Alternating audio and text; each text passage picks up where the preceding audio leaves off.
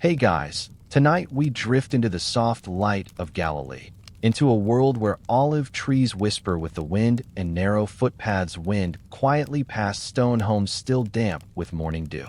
The sky is barely awake, tinged with lavender and dusty gold. In the village of Nazareth, a rooster calls lazily, and in the distance, the faint bleating of goats joins the rhythm of another day beginning. Somewhere nearby, a woman whispers a prayer as she lights a small clay lamp. You can almost hear the pop of olive oil on warm flatbread. You might just wish you could stay here forever. So, before you get comfortable, take a moment to like the video and subscribe, but only if you genuinely enjoy what I do here. Let me know where you're listening from and what time it is there. I love seeing this little family of peace spread across the world. Now, dim the lights, maybe turn on a fan for that soft background hum, and let's walk beside Jesus tonight, slowly and quietly. You follow him through the dusty lanes just outside the center of Nazareth, where the homes huddle close to the slope of the hill. He walks slowly, not in a hurry. His sandals scuff lightly over packed earth. Around you, the morning smells of thyme, baked dust, and the soft citrus of crushed fig leaves. Someone is tending a cooking fire already, its smoke curling upward in the golden light. This is where he grew up. This quiet village. This crooked hill. Most roofs are flat and built of stone, their walls whitewashed or left raw. Rain barrels sit beside doorways, and goats nudge open woven gates with their horns. A sleepy donkey flicks its tail. Historians still wonder whether Nazareth was as small as some records suggest, perhaps fewer than 400 people during Jesus' boyhood. If true, then everyone likely knew everyone. You can imagine that. Names spoken over lentil pots, or whispered through courtyard walls. News passed not with parchment, but with glances and footsteps. Jesus lifts a hand in greeting to a woman sweeping out her threshold. She smiles. He's young here, but there's a steadiness in how he moves, even now. A softness that makes the neighbors nod as he passes. No one says much, not yet. It's early. The air itself feels reverent. You walk behind him to the edge of a low wall where the view stretches. Morning fog still clings to the fields below. You see olive groves to the north, and to the east, the slope gives way to rocky paths that wind toward Cana. A shepherd's call echoes softly from somewhere unseen. The fields haven't been worked yet today, but they will be. Soon, the sound of mattocks striking soil and the call of women carrying jars from the spring will fill the silence. A quail flutters from a bush nearby, and Jesus pauses to watch it. There's something about how he does that, like he hears the moment before it makes a sound, like he notices what others rush past. That's a truth about Jesus people often forget. He was a noticer. He noticed who was missing. He noticed who was tired, who hadn't spoken all day, who folded their bread too tightly, or who left half their wine untouched. He saw what others considered background. From this ledge, you can also see part of Sepphoris in the far distance, its stone buildings pale and formal in the haze. Sepphoris, a bustling city only a few miles away, is under Roman influence. Herod Antipas is building there. Columns rise. Roads extend. It's said there's a theater being carved into the hillside. Some scholars believe that Joseph and Jesus may have traveled there for work. But in Nazareth, there is still quiet. Still time. Still clay ovens and lullabies in the shade. You hear the bells on a goat's neck now, and you both turn. A child chases it, laughing, calling its name. Jesus smiles, kneels, and helps the goat wriggle free from the brambles. The child grins, shy, and darts away. You can hear laughter behind closed doors now. Families waking. Doors creak open. Footsteps begin. The village is rising like bread in a clay oven. One quirky detail you catch. Almost every house here has a niche carved near its entry. A little hollow to tuck in a clay lamp at night, or a sprig of rosemary to ward off flies. Little gestures of care. In a place where wealth was rare, dignity came in tiny, thoughtful forms. You walk with Jesus through a garden alley where fig leaves brush your shoulders, and the scent of mint thickens the air. Someone has poured water along the ground to settle the dust. Your feet are cool now. The rising sun flares off the limestone walls and glints across the surface of a wide jar resting near a doorway. It's quiet, but not silent. You hear someone humming. The slow scrape of a broom. A child's whisper. A dove flapping down to peck at seeds left behind. Jesus turns and gives you that look again. That one that says without words, "Isn't this enough?" And you feel it. How sacred stillness can be. How ordinary things, mist, morning, breath, become luminous when you're really paying attention. You follow him around the bend toward home, past an old man asleep on a mat in the shade, past a basket of drying herbs, past a doorway where someone has laid out sandals to dry. It smells like wood smoke now, and yeast. Back inside, Joseph is stirring. Somewhere, Mary is preparing bread. The day hasn't even begun in full, but already you feel it blooming slowly, with gentleness and grace. A slow unfolding. Nothing rushed. Just presence. Just this. You step into the workshop just behind Jesus. The door creaks slightly as it swings inward, revealing a room that smells like sawdust, olive oil, and the faint sweetness of old cedar.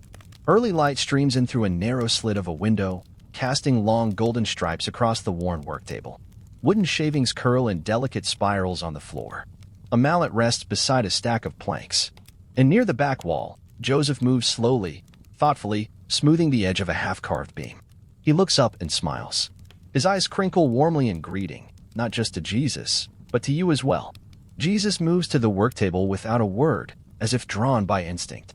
You can tell he knows this space, knows every groove in the wood, every dull blade that needs sharpening, every place where the grain runs stubborn against the chisel. He picks up a narrow piece of olive wood and begins examining it, holding it to the light. Joseph clears his throat softly. "The grain runs deep on that one," he murmurs. Jesus nods. There's no rush to speak here. Only a rhythm, quiet, focused, steady. Carpentry in Nazareth isn't glamorous. Most homes are modest. There are few requests for ornate pieces or extravagant furnishings. Here, a carpenter makes yokes for oxen, mends roof beams, repairs carts, or shapes stools for children. But even in simplicity, you see how Jesus takes his time. You watch how he runs his fingers across a plank as if it were a line from a scroll. You help sweep sawdust into a neat pile, the bristles of the broom whispering across the packed earth floor. In the corner, a few finished tools hang on hooks, a square, a level, a measuring cord made from knotted flax. Nearby, a bench bears fresh gouges from yesterday's work. It's all so ordinary. And it's exactly where you want to be. A mainstream historical fact. Many scholars agree that the word tekton, used in Greek texts to describe Joseph's and Jesus' profession, refers broadly to a builder, likely of both wood and stone.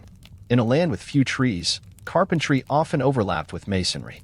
So here in this room, it's not just wood, they're crafting thresholds, doors, tools, and perhaps even simple stone features for homes nearby. Jesus lifts a chisel and begins trimming the end of a beam. He doesn't rush. The blade slices cleanly, and little by little, the shape reveals itself beneath the surface.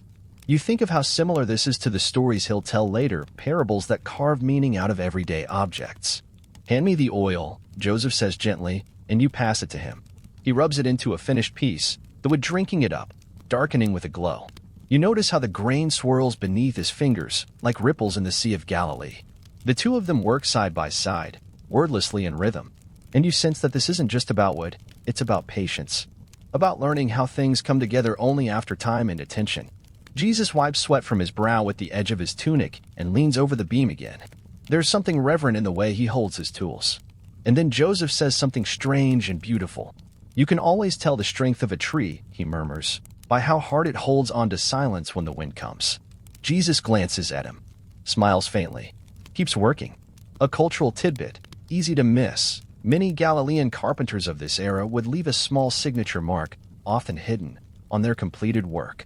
A notch, a symbol, even a groove known only to them. Not for recognition, just to know where their hands had been. You wonder what mark Jesus might have left in his pieces. Something quiet, something simple. Historians still debate what daily life in a Galilean workshop looked like. Some suggest it was seasonal, most active after the harvest, when people had means to request repairs or build anew.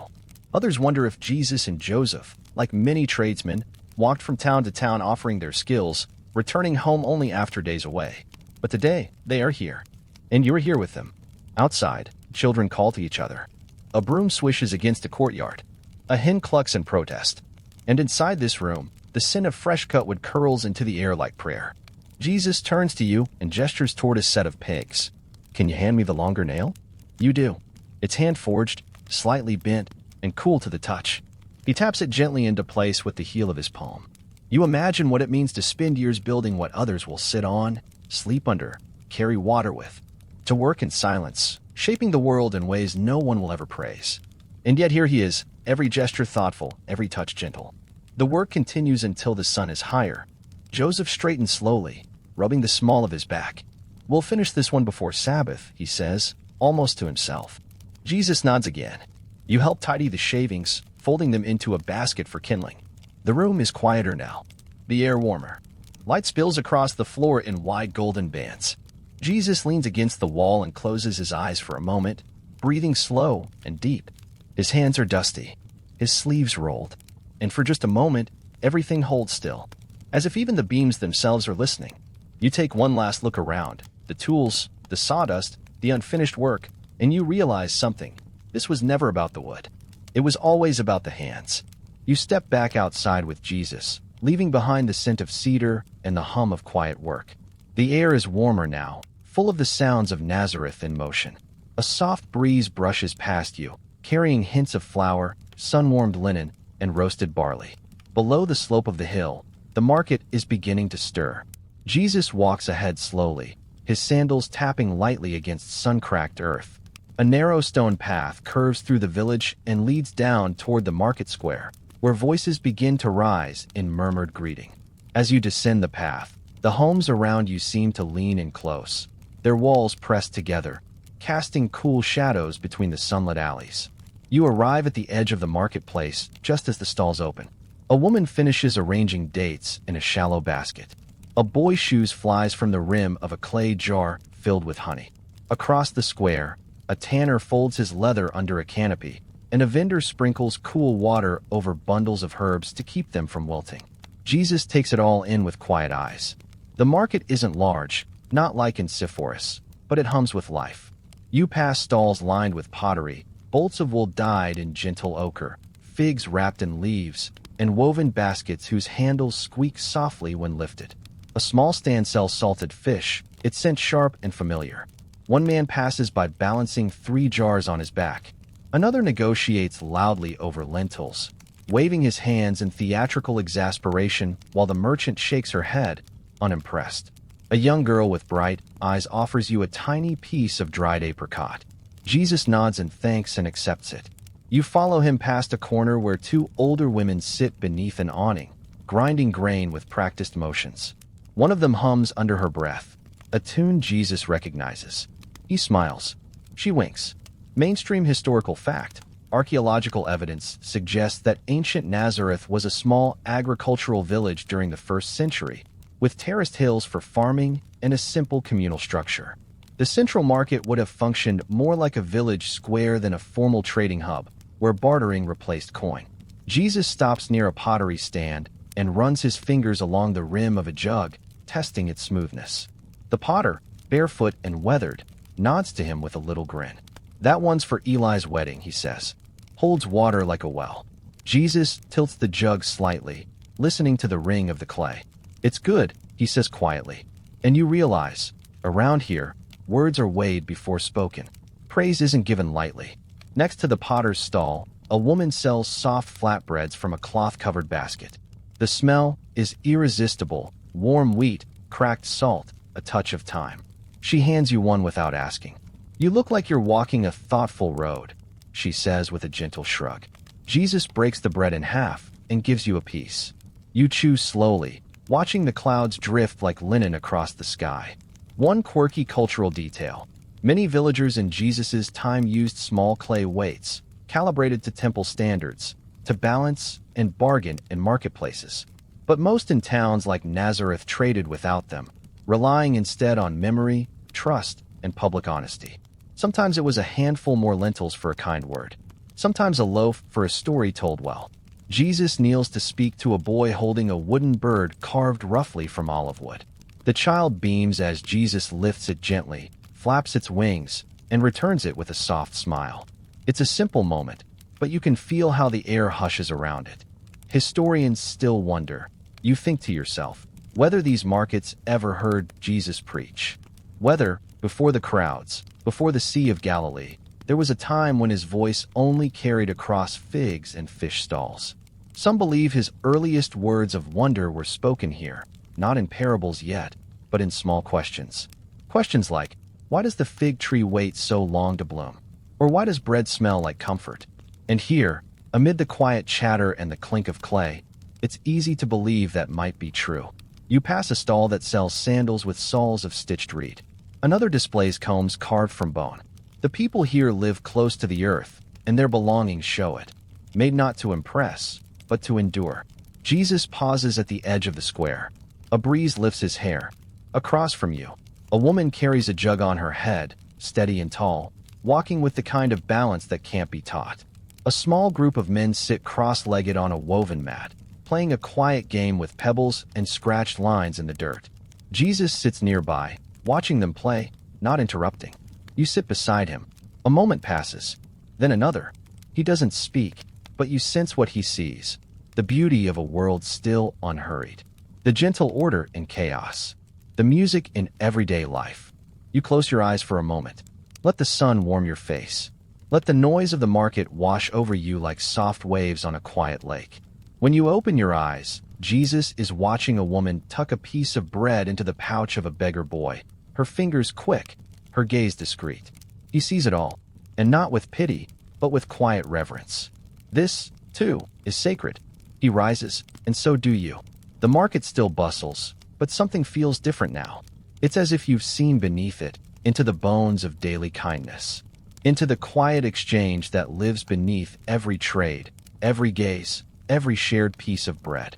You follow Jesus up the slope again, through the lanes where herbs dry in the sun and cloth rustles from open windows. The market behind you fades into birdsong. The village hums around you, steady and kind. And in the warmth of the Nazareth sun, it's clear, holiness lives here, too. As you walk beside Jesus through the narrow alleys of Nazareth, the sun continues to climb, slow and golden, lighting the village in gentle layers. Shadows shorten, stone walls soak in the heat, and all around you, people begin preparing for the most important pause of the week, Sabbath. You can feel it in the shift of sound. Less hammering, fewer clinks and calls, more sweeping, more soft voices. A quiet anticipation, like a breath being drawn in before a prayer is spoken aloud. Jesus turns down a path that leads toward home. A small cluster of children scampers past, holding bundles of dried grass. One pauses to pet a shaggy goat tied to a fig tree, then races after the others, laughing. Mary is outside when you arrive. She's laying out 2 small cloths to dry, each one hand-woven, faded at the edges. She greets Jesus with a smile and nods to you with warm eyes. Her hands are strong. Her sleeves are rolled. Inside, the air is cool and smells faintly of cumin, thyme, and baked flour. A single clay jar sits near the door, its surface streaked with water. The table is bare for now, but the coals in the hearth glow low and steady. You kneel beside Jesus to help sweep the floor. The broom is rough and simple, but its rhythm is soothing. Long strokes, quiet corners. Sabbath is coming. A mainstream historical fact. Jewish families in 1st century Galilee would begin Sabbath preparations early on the 6th day of the week. Meals were prepared ahead of time, lamps filled and trimmed, and homes tidied. The entire village would gradually fall into a hush of stillness by sunset, welcoming not just rest, but sacred space. You follow Jesus outside again. He carries a small clay jar of oil to refill the lamps. You trim one wick, fingers steady, and set it carefully into its niche. Light, after all, is part of the welcome. It's not just about illumination, it's about invitation. A quirky cultural detail. In many Galilean homes, a special blend of herbs, often crushed hyssop or mint, would be placed near the hearth or rubbed into doorframes on Sabbath eves. Not as ritual, but as hospitality. Fragrance, like light, meant you were ready to receive peace. As you finish trimming the last lamp, Jesus pauses. He gazes toward the hill beyond the rooftops. The sun is lower now, casting a gentle amber glow across the village. The sky begins to soften, first pale blue, then lavender near the edges. A breeze moves through the alley, stirring laundry that hangs like sails against the stone. He doesn't speak, but he doesn't need to. You feel the peace beginning to settle. Inside, Mary places a small loaf on the table. She covers it with a cloth. Jesus helps fold the garments set aside for the day. Each movement is slow, deliberate, not sluggish, just reverent. Like every gesture matters more today. Historians still wonder whether households in Nazareth recited traditional Sabbath blessings exactly as recorded later in rabbinic texts. Some believe rural families had simpler versions, soft-spoken, unstructured prayers that blended tradition with lived experience. What matters is not the exact words, but the way silence stretched between them. Now, as the last light begins to bend, you follow Jesus to the roof. A narrow ladder leads you both up to the flat space above the house, where clay pots hold herbs and vegetables. The air is cooler here. Distant hills shimmer in the fading sun. In the quiet, you can hear a mother calling her children inside, a dove fluttering to rest on a rooftop ledge, and the final clang of a closing gate. Jesus walks slowly among the pots, checking a vine that's begun to climb. He bends, pulls a weed, pats the soil. Then he sits. And so do you. You both face west, toward the sun dipping low. The village is quieter now. The market is closed. The laughter is hushed. A lamp flickers behind a nearby window. Sabbath is near. Jesus breathes in deeply, as if gathering the moment into himself. There's something sacred in the pause, something ancient in this twilight rhythm. You sit beside him in stillness. No words, no need. The sky darkens to rose, then violet. A single star appears, then another. Below, Mary lights a lamp. Its glow flickers across the wall, sending long, dancing shadows into the alley. In some homes, a blessing is spoken over wine, over bread, over peace itself. In others, it's only a glance, a quiet recognition that the world has slowed, and that this slowness is holy. You feel your breath match Jesus's. Steady, soft, present. The goat tied to the fig tree bleats once, then quiets. The wind shifts gently, carrying the scent of time, oil, and cooling earth. You close your eyes. Sabbath has come. Morning returns with the hush of early light, spilling softly over Nazareth's stone walls. The air is cool, fresh, and slightly sweet. The kind of morning where even the olive leaves seem slower to rustle, as if honoring the stillness of the Sabbath. You rise alongside Jesus, barefoot and quiet, stepping into a day that is meant for peace. He doesn't speak. He simply moves. A gesture here, a touch there, checking the clay jar by the door, brushing aside a few crumbs on the mat. The lamp is still glowing faintly. Outside, the birds begin their songs gently, as if they, too, are keeping the Sabbath. Today, you're visiting a neighbor on the edge of the village, a family that owns one of the few olive presses nearby. You and Jesus walk in silence, your sandals brushing across dew-wet grass. The paths are empty this early, but you can sense the presence of others behind closed doors, resting, praying, or simply being. The olive grove rises before you, stretching in elegant, quiet rows down the hill. The trees are ancient, gnarled, low, their silver-green leaves shimmering under the morning light. Jesus touches one of the trunks gently, fingers resting in a knot of bark. Mainstream historical fact: olive oil was a staple of Galilean life. It was used for cooking, lighting lamps, anointing, and even cleaning. Families often shared access to small communal presses during harvest seasons, and some villages had permanent presses carved into the limestone beneath homes or barns. You pass through the grove together, the earth beneath your feet soft and sweet-smelling. Olive trees don't tower. They bend, twist, hold secrets in their roots. Some of these trees have likely stood since before Jesus' birth. You arrive at a small stone outbuilding where the press is kept. Its roof is low, its walls cool and dark inside. A long wooden beam rests on a circular stone, and a pile of crushed pits sits in the corner, still damp from the last press. Jesus kneels near the basin, brushing his hand across the surface where the oil once pooled. A cultural detail many miss. In villages like Nazareth, pressing olive oil was more than labor. It was symbolic. The first press, called the extra virgin, was offered for sacred use, lighting lamps for Sabbath, or setting aside a portion for the synagogue. Later presses, done with heavier weights, were used for cooking or trade. Jesus stands and inspects the beam. The wood is worn smooth in places, cracked in others. He tests its weight, lifts the handle, then sets it back gently. You can tell he's thinking not just about how it works, but about what it means. About what it takes for something precious to be pressed out of something so hard. Historians still wonder. You recall how often Jesus worked around presses like this. Whether he helped neighbors during harvest, whether the smell of crushed olives reminded him of anything sacred. The Gospels would later echo with metaphors of oil, of pressing, of waiting. Jesus steps outside again, blinking in the light. He looks out over the grove, where the trees grow thick and low. Bees buzz quietly among the blossoms. A dove perches on a branch, preening its feathers in the sun. You walk with him to a small bench nearby, shaded by an overhanging figure. From here, the village is visible in the distance. Rooftops and prayer flags, the glint of a well's rim in the sun. The breeze moves gently through the trees. Jesus leans back and closes his eyes. It's not a day for plans or errands. It's a day for breath, for stillness, for seeing the world as it is, and letting that be enough. A child's laughter floats through the grove. Somewhere behind you, someone sings softly, an old tune about wandering and return.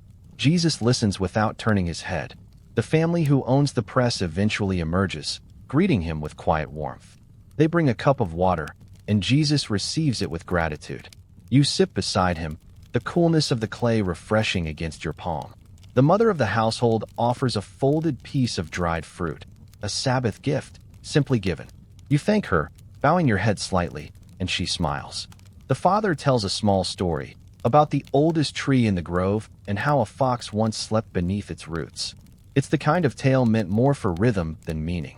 Jesus listens with soft eyes, laughs at the right moment, then asks if the fox ever returned. The man chuckles. No one knows, he replies. But sometimes I find feathers there. Later, as the sun rises higher, you help the family tidy around the press. Not work, exactly, just gestures of care. Jesus lifts a fallen branch from the path. You sweep a handful of olives into a basket for the chickens. Everything is quiet. Nothing is wasted. You catch yourself breathing deeper here. Slower, as if your body has learned a rhythm older than you. A rhythm carved into the very soil of this hill. Before you leave, Jesus places his hand on one of the trees. Just for a moment. Then he turns, and you follow him back through the grove. The leaves shimmer in the wind. A fig drops softly to the ground. And the world, as always, carries on, quiet and holy. Evening folds gently over Nazareth, like a woolen blanket pulled over tired shoulders. The sun dips low behind the hills, and long shadows stretch between the rooftops. The scent of warm bread and drying herbs drifts lazily through the narrow streets, and one by one, lamps begin to glow in small clay niches along the walls. You and Jesus return home slowly, taking your time with each step. There's no need to rush.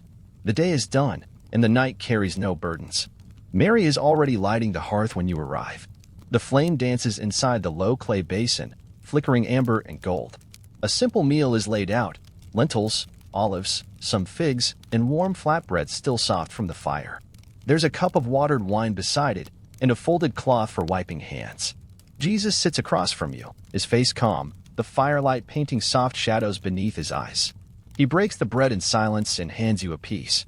The crust crackles faintly, and the smell of roasted grain fills the room. You chew slowly, letting the warmth and flavor linger on your tongue.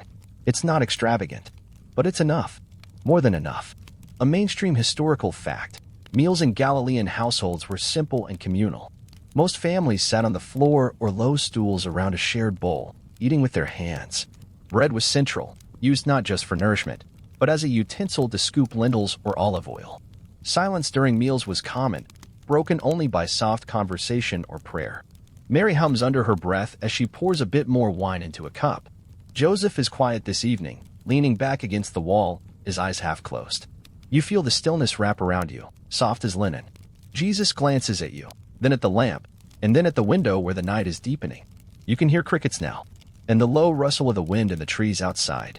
After the meal, you help tidy the clay bowls, stacking them gently near the water jar. Jesus takes a broom and sweeps the hearth, coaxing embers into a soft red glow.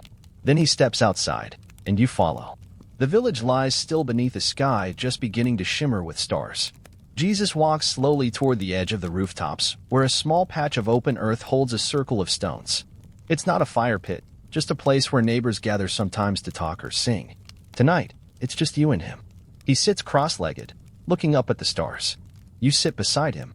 The sky is vast, ink dark, quiet. A gentle breeze brushes your face. The smell of sheep and clay, time and warm stone. He says nothing for a while, and then he hums. Not a song you know, but something old, something simple. A lullaby, maybe, or a memory. His voice is low and even, drifting like a leaf over water.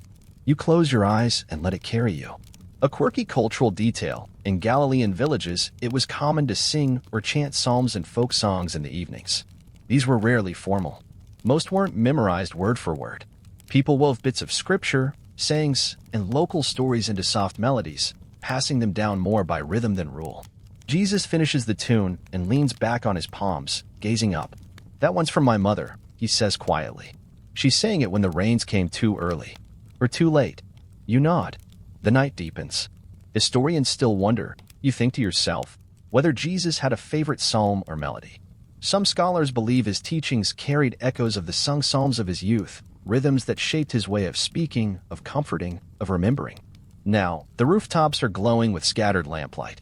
You see soft golden halos in the windows. A laugh drifts on the breeze from somewhere far down the hill. The smell of lavender hangs in the air. Jesus leans forward and draws a few lines in the dust with his finger. Not words, just patterns. Waves, a star, a fig leaf. His hand moves slowly, like someone remembering something too delicate to say aloud. Then he stops, brushes the marks away, and looks at you. You feel it, don't you? He says, not needing to explain what it is. You nod. The world tonight feels weightless. Not empty, just full in a different way. Like bread just before it rises. Like a lamp right before it flickers. Like a prayer that hasn't been spoken yet, but already sits warm behind the lips. He lies back in the dust, folding his hands beneath his head. You lie beside him. Above, the stars shimmer brighter now. The wind hums low through the olive trees. You don't need to speak. You're already saying something. In the silence between stars, in the warmth of bread shared, in the hush of a fire's last flicker. This is the rhythm Jesus knew. This is the peace he carried. This is the night he grew in. The next morning, you wake to soft footsteps outside and the muffled bleating of goats echoing through the valley. The Sabbath has passed, and Nazareth stirs again, but gently. You stretch beneath the linen throw, still warm from the night's rest, and step out into the cool blue hush of dawn. Jesus is already outside, walking the dusty slope that curves around the village's edge. You catch up to him as he pauses near a patch of wildflowers. He kneels to brush the dew off a single bloom, his fingers slow and reverent. The hills roll out before you, mist-soft and gold-lit. And just beyond them, like a quiet rumor, lies the Roman road. This road, wide, straight, and carefully laid with interlocking stone, is a symbol of something much larger.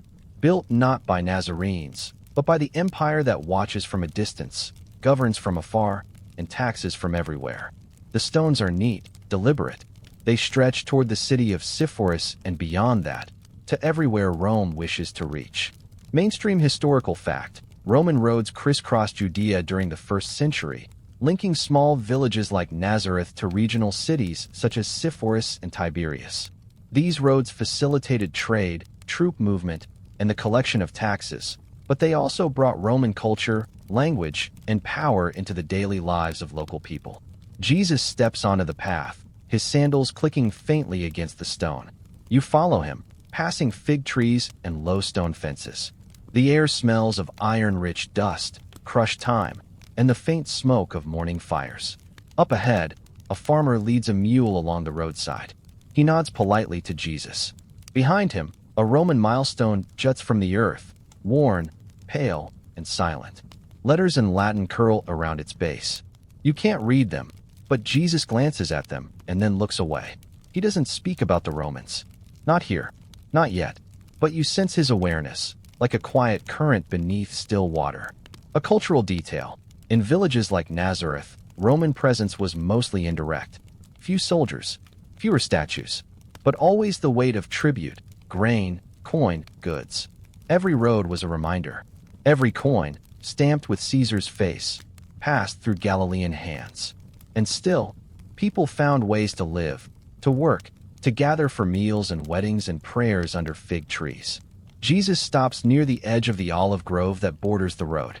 A large stone juts out from the ground there, half swallowed by grass and time. He sits on it, legs drawn up, eyes steady on the horizon. From here, you can see Sepphoris shimmering faintly in the distance, its pale rooftops glowing in the morning light. You wonder if he's been there, if he's worked there. Historians still debate this. Some believe Jesus and Joseph traveled often to Sepphoris for labor, helping with stonework or carpentry as the city expanded under Herod Antipas.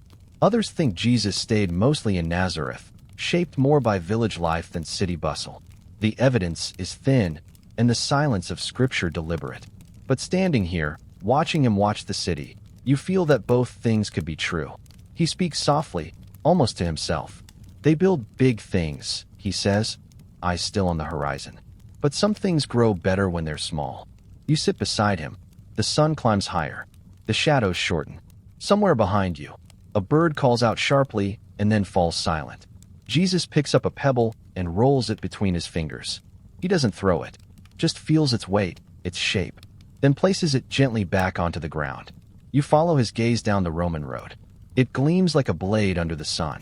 And yet, beyond it, the fields stretch on, untouched, unruled, wild and full of whispers. Historians still wonder, you think again, how much Rome shaped his thinking. Did empire press his thoughts into parable? Did the weight of governance bend his silence into speech? Maybe. Or maybe it was the other way around.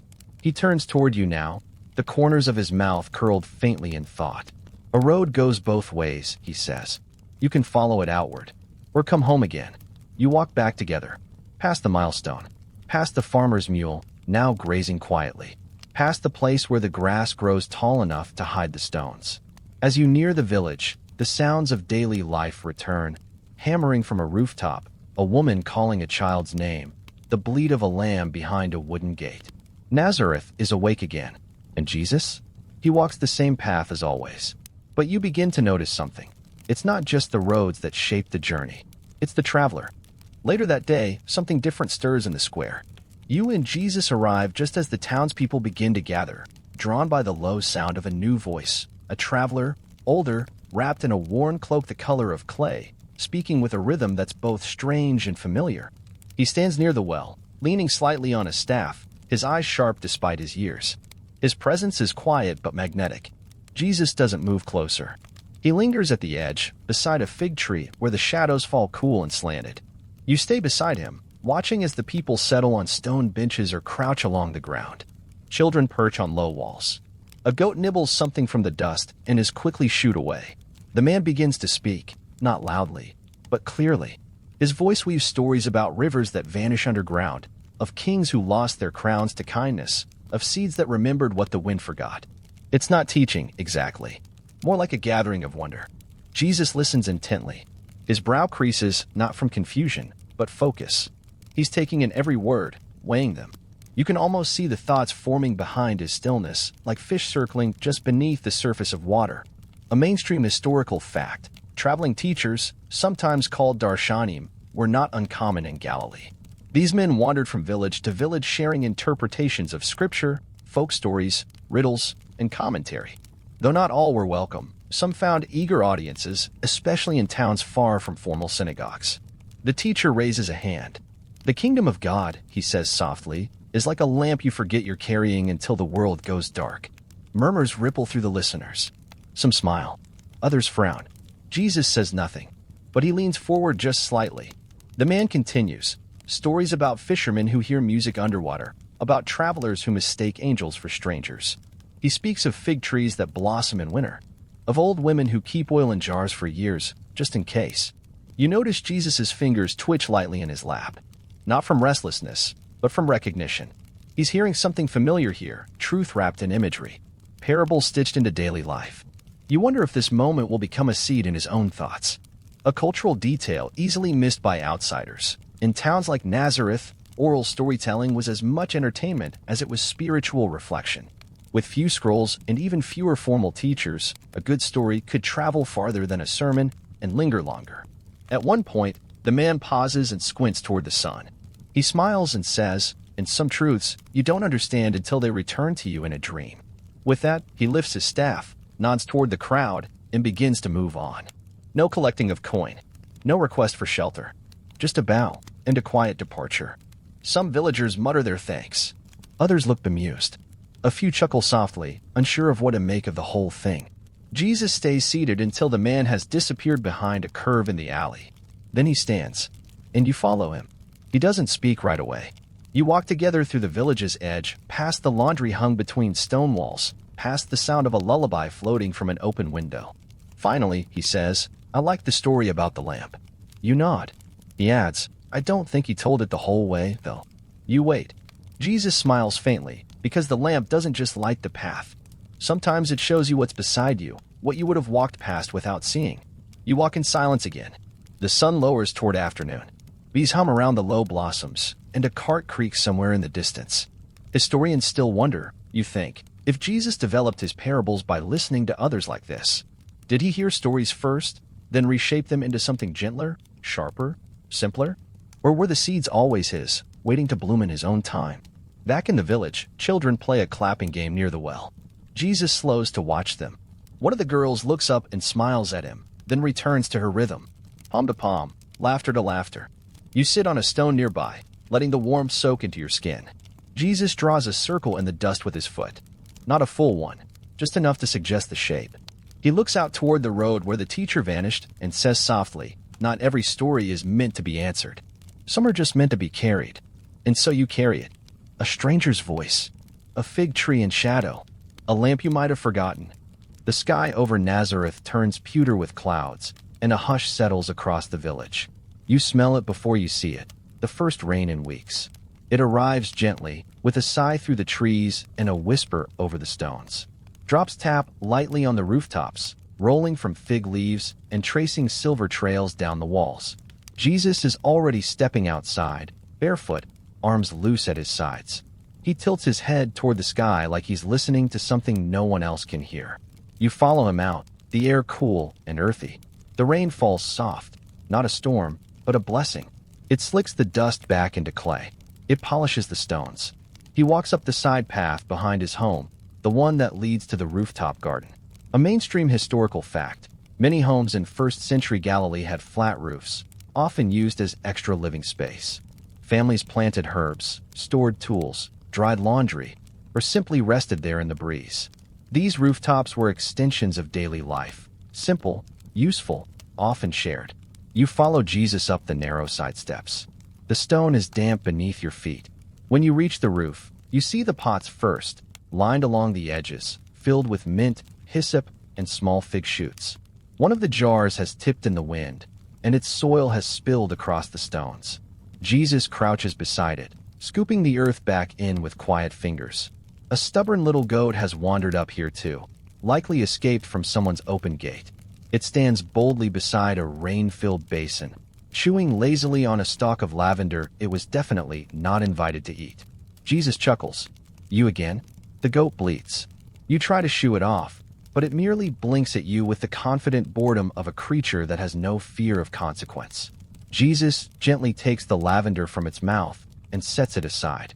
The goat considers resisting, then shrugs, if a goat can shrug, and wanders over to chew on a shoelace instead. A cultural tidbit: Galilean goats were clever, persistent creatures. Families often named them like children and complained about them like relatives. Many were known for sneaking onto rooftops during rain to lick water from stored jars or chew fresh herbs that weren't meant for them. Jesus straightens and begins inspecting the other pots. Some are thriving, green and fragrant. Others are struggling, too little sun or too many dry days. He hums softly as he moves from plant to plant, brushing his fingers across the leaves. You crouch beside him to help. He hands you a piece of cloth to dry the lip of a cracked pot. Rain beads on your arms and face. You don't mind. The scent of wet clay and thyme fills the air. The sky overhead is soft and low. As you settle into the rhythm of it, checking, adjusting, smoothing soil, you glance over at Jesus. He's bent over a tiny sprout, shielding it from the breeze, whispering something you can't quite hear. Historians still wonder whether Jesus' references to seeds and soil came from direct experience. Did he tend gardens like this in his youth? Or did he absorb the imagery from watching others work? Either way, his later parables would speak of mustard seeds, birds of the air, good soil, and vines trimmed with care. You finish resetting the spilled pot and press your palms against your knees, rising slowly. Jesus smiles at you. The goat finally loses interest and trots away, hooves clicking softly down the stairs. He watches it go. Then he turns and looks at the hills beyond the village. Rain still falls, soft and even. The olive trees shimmer silver under the droplets. Far off, a shepherd calls his flock in a low, musical voice that carries across the wind. Jesus exhales slowly, and in that moment, nothing is missing. Not joy, not peace, not meaning. Just a garden on a roof. Just rain soaking the clay. Just a goat. A plant. A shared silence. You sit with him on the low ledge, your feet dangling over the edge. Below, the village glows with life. Mothers sweep water from doorways. A boy chases a chicken through puddles. A neighbor laughs as his sandal slips in the mud. Jesus leans back, hands behind his head. Some things only grow when it rains, he says quietly. You nod. He doesn't mean the herbs. He means everything. The sun returns the next morning, warm and dappled, filtering through fig leaves and glinting off the damp stone of the alleys. Nazareth feels freshly washed, colors sharper, scents sweeter, voices lighter. And as you follow Jesus toward the southern edge of the village, you sense something different in his step. He's not headed to the workshop today. He's going to listen. You're visiting someone Jesus speaks of with a quiet sort of awe. An old widow who lives in a small home nestled beside a crumbling cistern. No one quite knows her age, though everyone agrees she's been around forever. She sits on a low stool near her doorway, wrapped in a shawl of soft gray wool, her eyes bright and mischievous beneath deep lines. As you approach, she smiles with all her teeth, some missing, some gold, all well-earned. The carpenter's son, she says, tilting her head toward Jesus. And the quiet one who always watches. Jesus bows slightly. You do, too. Come to steal a few stories, she teases. He shrugs. Only the ones you're willing to lose. Mainstream historical fact. In small Galilean villages, oral storytelling was a major source of memory, wisdom, and identity, especially for women, whose voices weren't often recorded in formal writings but shaped culture through proverbs, folk tales, and domestic tradition. You sit on a woven mat beside her, the sun warm on your shoulders. A breeze carries the scent of bread from a nearby oven. Birds flutter between the eaves. Children giggle around the corner, unseen but near. The old woman begins with a hum, then a whisper, then words. She tells of a camel that lost its way because it listened too closely to the stars, of a jar of oil that refilled itself when no one was watching, of a fisherman who forgot his own name, only to remember it when someone spoke it in a dream. Her stories don't begin or end in clear ways. They loop and twist, pause for breath, then double back as if remembering something left behind. She weaves facts and fables so seamlessly you forget to wonder which is which. A quirky cultural detail. Many women in villages like Nazareth pass down stories in a style called mashal, part parable, part proverb, often laced with rhyme or repetition to help it linger in memory. Children grew up with these tales tucked inside their minds like seeds waiting to bloom. Jesus listens with the stillness of someone not just hearing, but absorbing. Every once in a while, he asks a question. Not a challenge, but to open a door. Why did the oil only refill when no one was watching? The old woman grins. Because faith, my sweet, is shy. Like a cat. You both laugh. She tells a story about two brothers who built houses from different kinds of sand. One trusted the shoreline. The other chose the high hill. But it wasn't the storm that proved them wrong. It was the dry season that cracked their walls. Jesus murmurs, I'll remember that one. She waves her hand. No need. It'll find you again when it wants to. Historians still wonder, you think, how much Jesus' later teachings echo voices like hers. Those unseen sages. Those barefoot poets of the back streets. Could it be that the kingdom of heaven began in kitchens and courtyards, carried by women who knew how to hold a crowd with just their breath? The old woman begins another story, but this one comes more slowly. Her voice softens. She speaks of a mother who loses her child in the market, only to find him standing beneath a tree, not crying, not afraid, just looking up at the sky. He said the wind had a voice, she says, and he was listening. Jesus lowers his gaze. A smile ghosts his lips. Did the mother listen too? The old woman leans closer. She did after that. You sit in silence for a while. The sun shifts. The bread scent grows stronger. A neighbor walks by carrying a basket of kindling and nods politely. The old woman finally exhales, long and low.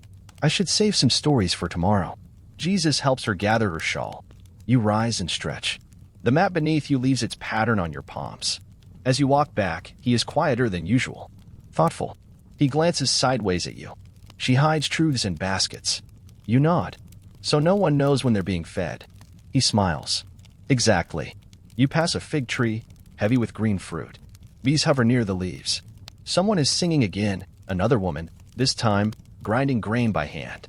The rhythm of stone on stone joins the music of the day. Jesus touches the fig tree gently.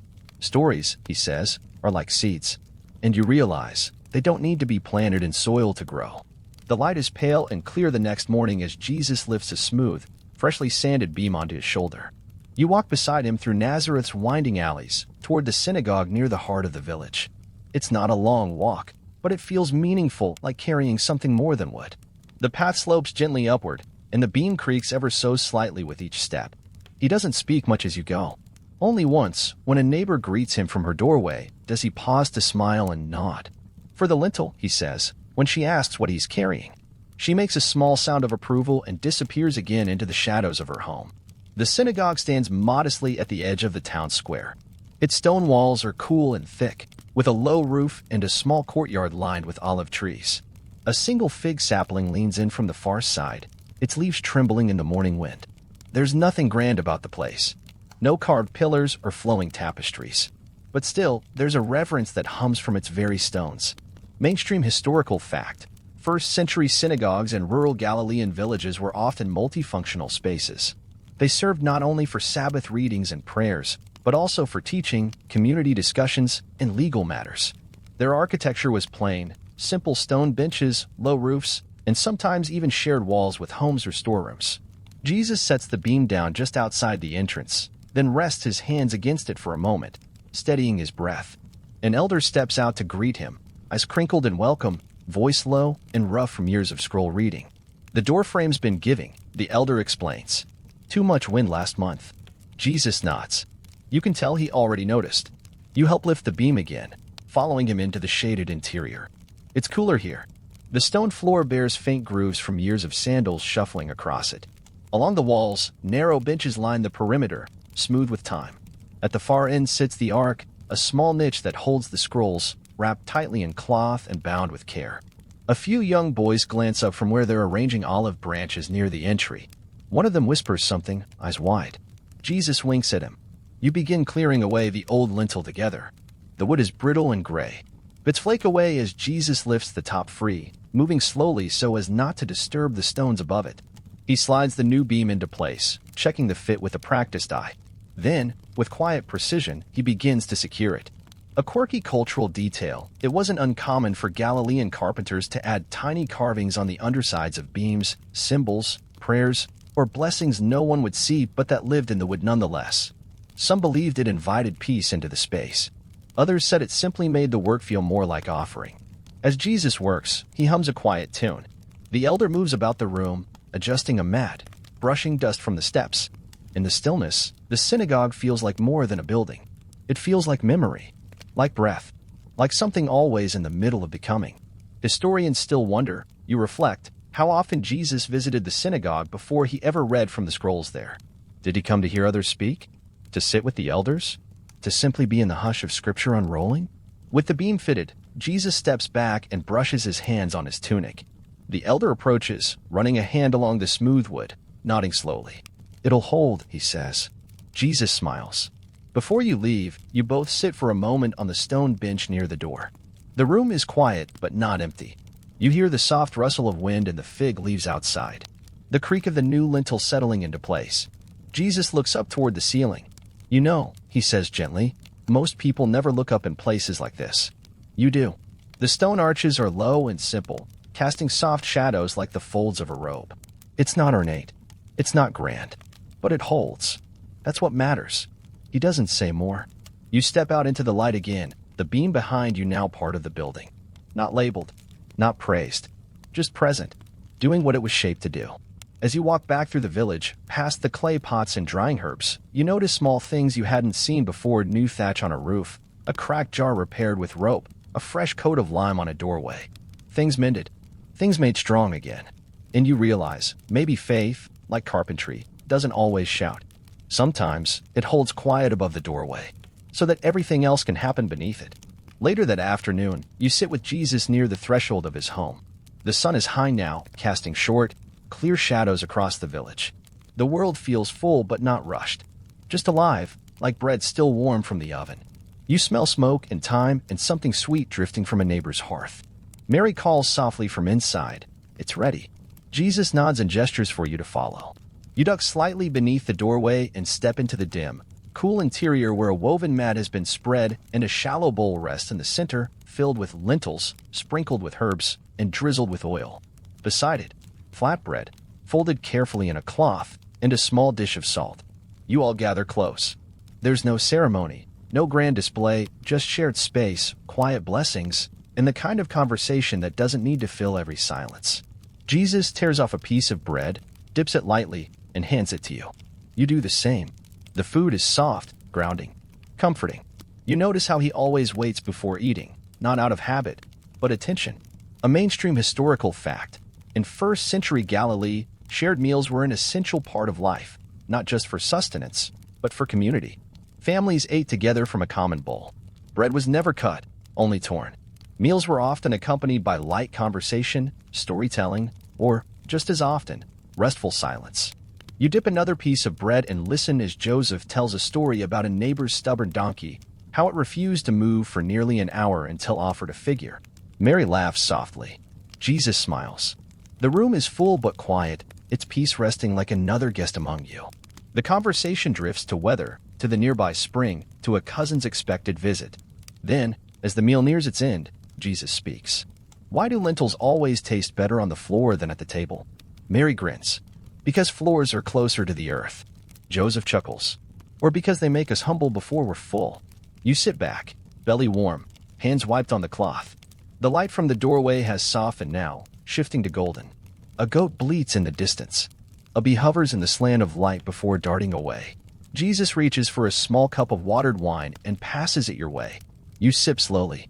The clay feels cool against your lip. Then he lifts his own and looks out the doorway, as if the flavor carries him somewhere else. A quirky cultural detail. In many homes, mealtime was also story time, particularly for the youngest in the household. Parents passed down family tales, sayings, even riddles, often by wrapping them gently inside food rituals. A certain herb might come with a proverb.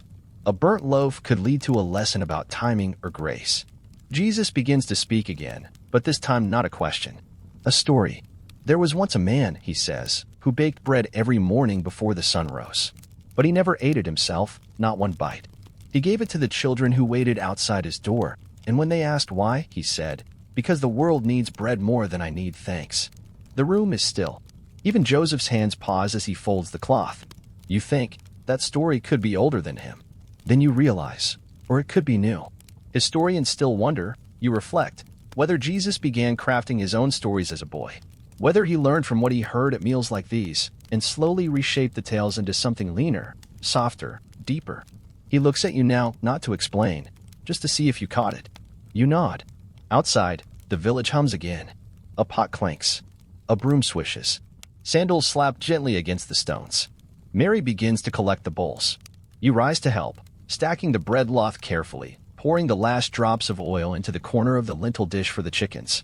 Jesus thanks her softly, and she touches his arm, brushing a bit of flour from his sleeve. Before leaving the room, he glances once more toward the open doorway, toward the light that now carries the first gold of evening. It's strange, he murmurs, how something so small can taste like everything. You walk outside with him. The sun rests low behind the rooftops. Smoke curls from a distant hearth. A dog barks once, then falls quiet. You both sit on the step, elbows on knees, and watch a pair of birds flit through the sky, chasing something invisible. You feel full, not just in your stomach, but in your chest. Full of stories. Full of salt and bread. Full of the kind of peace that comes not from answers, but from questions gently held in the same bowl. The next morning opens with the crisp clatter of water jars and the sound of women's voices echoing through the stone-walled paths near the spring. You and Jesus walk slowly down the hill, following the well-worn route that curves between gardens and low fences. Today isn't about parables or beams or stories. It's laundry day, and there's something deeply peaceful about that. You reach the spring just as the sun crests the eastern ridge. It spills light across the surface of the water, which flows quietly from the rocks into a shallow stone basin lined with moss.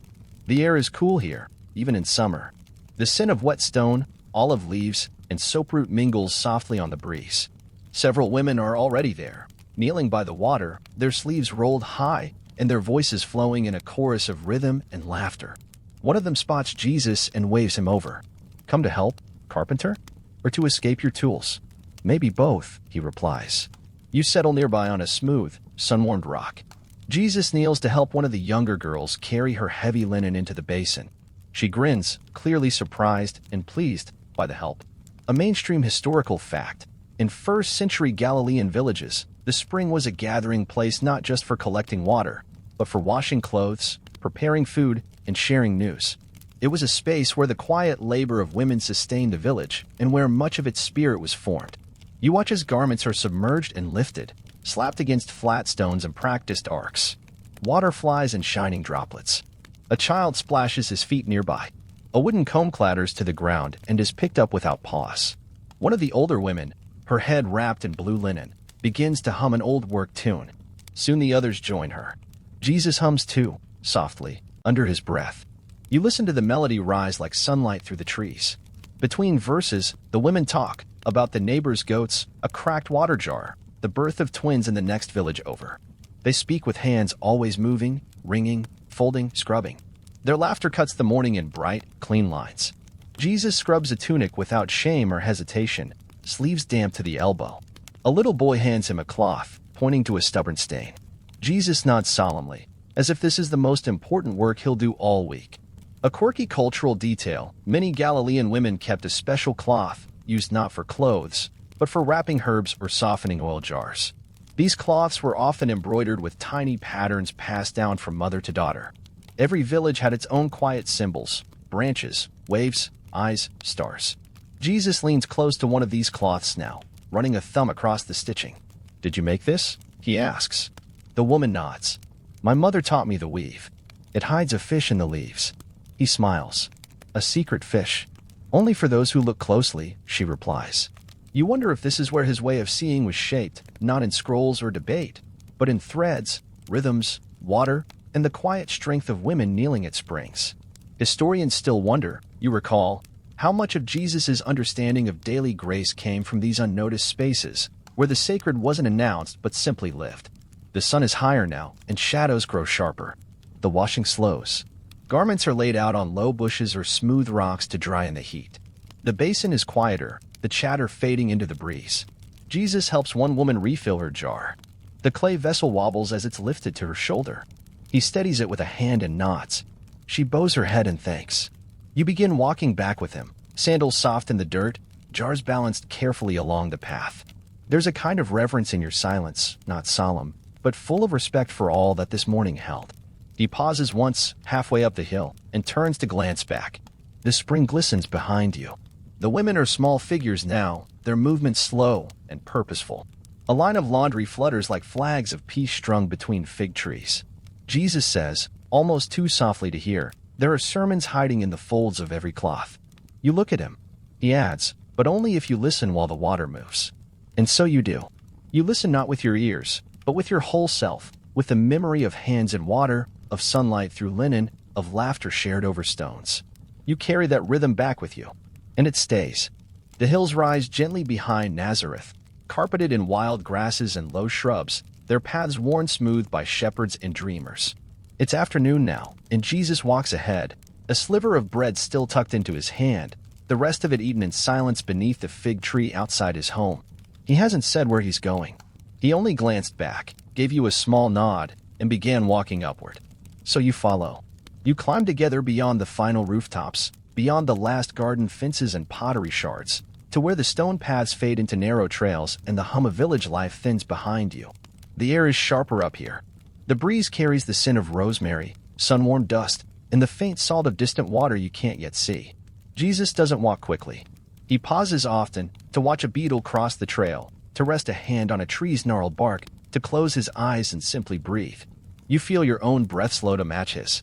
It's as though the pace of the world itself is slower on these hills. A mainstream historical fact, the landscape surrounding Galilean villages like Nazareth was open and quiet, dotted with grazing pastures and scattered olive groves. Young men often wandered here to think, pray, or recite scripture aloud. These hills were not wilderness, but they were set apart enough to feel like it. Jesus finds a flat stone shaded by a scraggly tree and sits. You sit beside him. Below, Nazareth lies in miniature, its rooftop soft in the light, its voice is barely audible. From this distance, the marketplace seems like a spilled basket. The streets, threads drawn by hand. The people, gentle shadows moving through old rhythms. He tears the last of the bread in two and offers you half. You eat without speaking. The wind rustles through the leaves, and a flock of birds shifts suddenly across the sky in a single, silent sweep. Jesus watches them go, his eyes full of something you can't name. Not sorrow, not joy. Something older than both. He speaks, finally. The sky listens better than most people. You nod, not because you understand fully, but because the sound of his voice feels like part of the landscape. He leans back on his hands and gazes upward. You've walked with him through stories and songs, meals and markets, tools and tasks. But here in the hills, he becomes something quieter, something elemental. You begin to understand that solitude isn't a retreat for him, it's a returning. A quirky cultural detail, in Galilean custom, young boys were often taught to memorize psalms aloud during solo walks in nature. The cadence of footfall, breath, and wind made scripture easier to internalize. It wasn't about recitation, it was about resonance. Jesus hums a psalm now, low and slow, not perfectly. He misses a line, then corrects himself. But it doesn't matter. The words are not for anyone to judge. They rise into the wind and vanish over the hilltop. You lie back in the grass, your head resting on your hands. The clouds above drift lazily, forming shapes you don't try to name. A bee hovers above a nearby bloom, then darts away. Time stretches, then folds into itself. Historians still wonder, you think, how often Jesus came up here alone. Some suggest daily. Others think only in moments of great decision. But watching him now, you know this isn't about answers. It's about space. About listening to what's beneath the noise. He stands after a while and walks a little farther, to the edge of the hill. From there, the Sea of Galilee is just visible, a shimmer beyond the curves of land. He points to it. Doesn't speak. Just points. You stand beside him.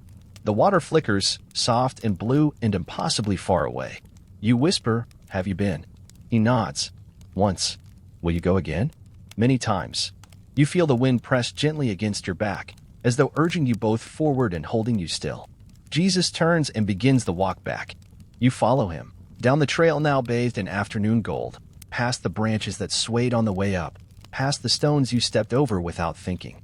Nazareth returns in fragments, first the clink of metal, then the smell of firewood, then the murmur of a prayer escaping a window. At the bottom of the hill, he pauses.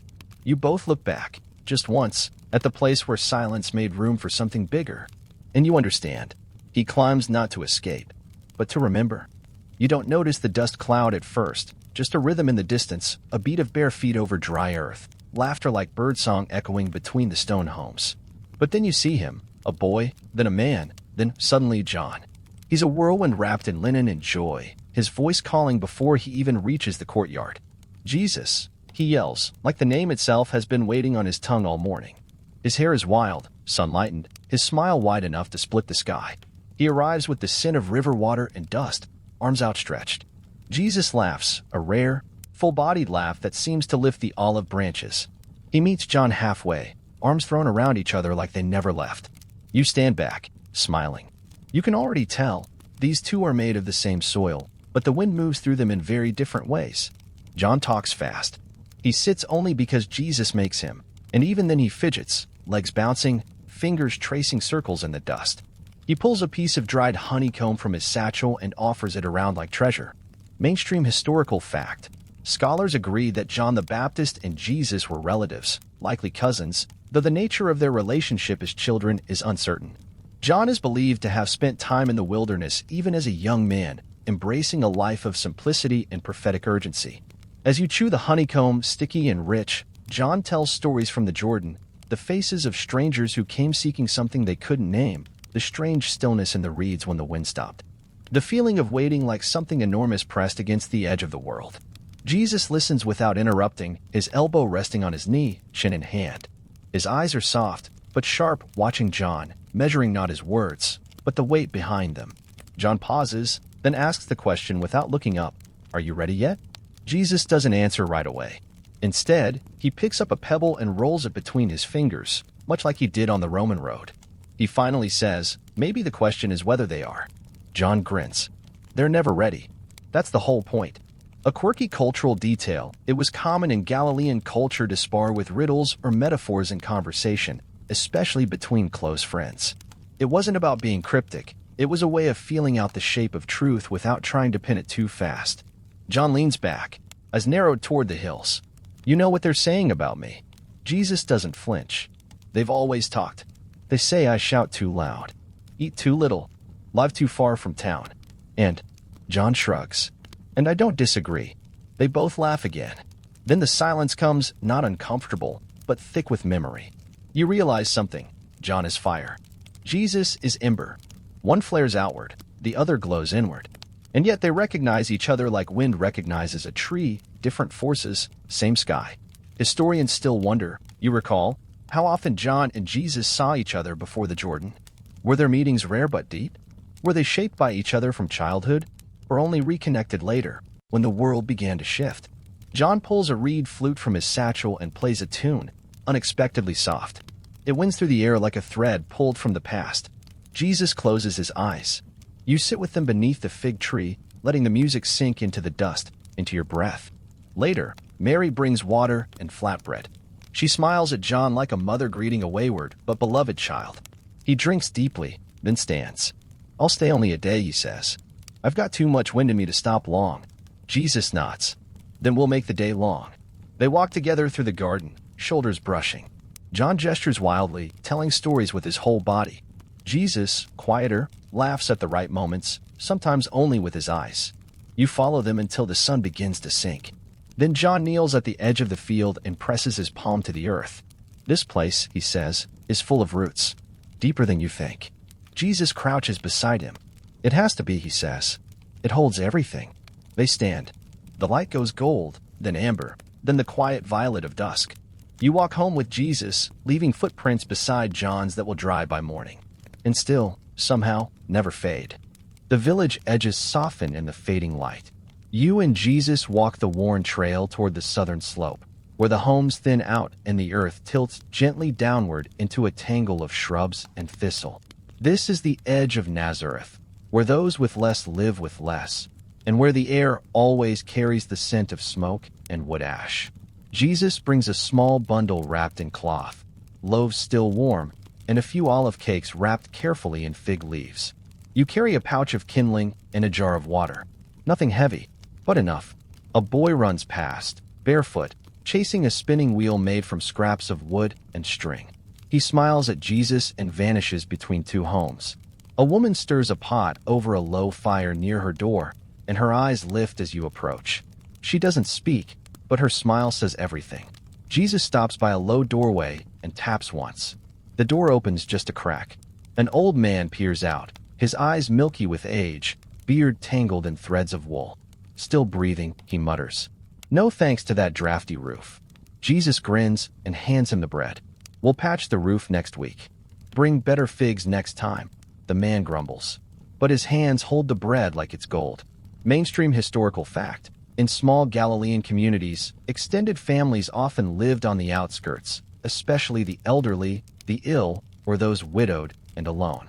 While formal charity structures didn't exist, villages relied heavily on informal networks of support, often upheld quietly by neighbors, women, and tradespeople.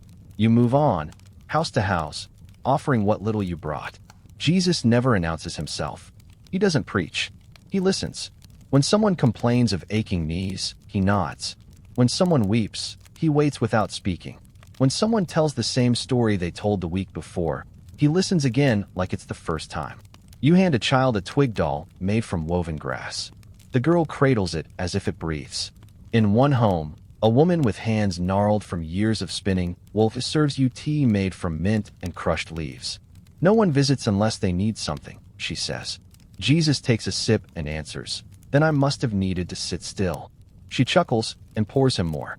A quirky cultural detail. The outskirts of villages often housed families of mixed descent, laborers without land, or those deemed unclean for ritual reasons. But these were also places of deep wisdom, where grandmothers told the oldest stories, and where hospitality survived not in abundance, but in stubborn generosity. Jesus kneels to help a boy repair the broken leg of a clay toy animal. You hold the piece steady as he ties it with string, fashioning a splint from a bit of kindling. The boy stares, wide-eyed. Will it walk again? Jesus smiles. Only if you teach it how. The sun lowers past the far ridge. You and Jesus begin the walk back, the last of the loaves now resting in grateful hands, the jar of water almost empty. Historians still wonder. You think, why so many of Jesus's earliest teachings leaned toward the poor, the sick, the overlooked. Some believe he saw suffering up close here, at the village margins. Others suggest he recognized something different, something sacred, in the way they carried joy without demand. As you climb the path home, Jesus says quietly, "They remember more than the others." Who, you ask? He gestures behind you. The ones with less. They notice things. They keep stories. The night settles over Nazareth like a soft cloak. You pass by oil lamps glowing through cloth-covered windows, the smell of roasted lentils still thick in the air. You're tired, but not in the way that weighs. It's the kind of tired that settles gently into your bones, the kind that tells you you've been where you needed to be. Before you reach the courtyard, Jesus stops beside the fig tree and glances upward. "One day," he says, "when I speak of blessing, I'll start with them." You nod. The poor. He looks at you. The full-hearted. The wind rustles the branches. And then you both go inside, carrying the scent of smoke, bread, and kindness across the threshold. The morning is soft and silent, the kind of quiet that wraps around you like a shawl. As you step into the courtyard, you find Jesus seated cross-legged near a folded mat, a scroll resting in his lap. His hands move slowly over the parchment, fingers steady and deliberate, tracing symbols that look more like poetry than letters. The scroll is old, worn at the edges, its ties faded and frayed. Beside him, an elder sits with his back straight and his voice low, murmuring sounds that don't form full words yet, but their rhythm is everything. You settle nearby on a bench, watching as Jesus squints slightly in concentration, lips moving silently as he echoes the elder's cadence. He falters once. The elder taps the scroll gently. Again, Jesus takes a breath. Tries again. The letters are not just shapes. They are sound and story and breath. A mainstream historical fact. In first-century Galilee, only a small percentage of the population could read or write. Boys from observant families often learned to read scripture aloud under the guidance of a village elder or teacher, typically in Hebrew or Aramaic. Writing, however, was far more rare. The elder doesn't praise or correct with harshness. He simply waits. A hand on the scroll. A nod. A breath. Jesus reads the line again, smoother this time. Not perfect, but alive. You notice something. He isn't trying to master the words. He's trying to hear them. The elder pauses, folds the scroll gently, and leans back. "Words," he says, "are doors. Don't knock too loud. They'll open slower." Jesus nods, looking not at the elder, but at the script, silent, waiting. A child outside laughs. A goat bleats. Someone calls for water. The elder sighs. "You'll carry these one day, not just with your mouth." Jesus doesn't answer. You rise and follow him out into the street. He carries the scroll back to its chest inside the synagogue, handling it like something sacred, not because it's delicate, but because it's weighty. Like rain, like truth. You walk with him through the alleyways. He's quiet, thoughtful. A breeze plays with the fringe on his tunic. A few children run past, pretending to be prophets or kings with palm fronds for swords. He watches them go and murmurs, "They know more than they think." You come to rest near a fig tree, and Jesus sits again, back to the trunk. He picks up a smooth piece of pottery and begins to draw letters in the dust, slowly, carefully, pausing to erase and try again. A quirky cultural detail. In many villages, students practiced writing not with ink or stylus, but with their fingers in the dust or ash. It was temporary, forgiving. The earth itself became the first page. He draws a word, then smudges it out. Then writes again. You watch quietly. Historians still wonder. You reflect how much formal training Jesus had in reading or writing. Some argue he read fluently, based on his later scroll readings. Others suggest he learned over time, guided by elders and observation. What's clear is that whatever he read, he lived it. Jesus pauses and looks at you. Letters are like seeds, he says. You bury them, and later, something grows. You nod. He smooths the earth again and writes a final word. Shalom. Then leaves it there. No need to erase. Because sometimes, what's written in dust stays longer than what's carved in stone. As you rise, the wind picks up. A few leaves spiral across the courtyard. A rooster calls from somewhere high. The day has begun. Jesus steps inside to wash his hands. The water flows over his palms, rinsing dust and letters back into the earth. You realize, he doesn't need to memorize every word. He becomes them. The sun stands high overhead, casting stark shadows against the limestone walls, as Jesus hands Joseph a small cloth-wrapped bundle. Today, the work takes you beyond the borders of Nazareth. A neighbor has asked for help with repairs in Sepphoris, a city not far in distance, but a world apart in sound, texture, and speed. Jesus doesn't pack much, just a water skin, a small chisel, a folded piece of cloth, and the quiet patience he seems to carry everywhere. You walk beside him, sandals kicking up dust, the hills soft with wheat and low vines, the wind warm with the scent of wild barley and distant fig groves. You crest a hill, and there it is, Sepphoris. Its pale stone buildings shimmer in the light. Markets bloom in wide courtyards. There's music somewhere, a reed flute and the deep thump of feet on stone. Cloaks of bright dye sway like banners. Vendors call out in Greek, Aramaic, and Latin. The scent of roasted garlic, wine, and crushed flowers thickens the air. Jesus takes it all in without flinching. Mainstream historical fact, Sepphoris, only a few miles from Nazareth, was a bustling administrative and cultural hub during Jesus' lifetime. Excavations reveal paved streets, mosaic floors, and Hellenistic architecture. Some scholars believe Jesus and Joseph may have worked there as builders, exposed to broader language, wealth, and Roman customs. You pass under a low archway into a courtyard where the home awaits, a modest building by city standards, but grander than anything in Nazareth. The owner greets you, a bearded man with ink-stained fingers and gold rings. He barely glances at Jesus. The arch is cracked, he says, pointing. Keep it neat. Jesus nods and begins his work. You help carry stones and tools. The city hums just beyond the wall. Footsteps, laughter, the thump of a distant hammer. But inside, Jesus moves as though he's still back in the hills. Slow, exact, listening to the grain of the stone. He lifts a wedge and taps it gently into place, eyes narrowing at the sound. Not there, he murmurs. The man scoffs. Stone's stone. Jesus doesn't argue. He just tries again. And this time it fits. A cultural tidbit. Many Galilean craftsmen prided themselves on silent efficiency. Arguments and displays were seen as wasteful. A well-fit beam or stone, laid quietly and true, was worth more than 100 boasts. When the owner returns, he pauses. His brow furrows. You reset the angle. Jesus shrugs lightly. So it won't fall. The man looks again, nods once, and tosses a coin toward him. It lands in the dust. Jesus doesn't reach for it.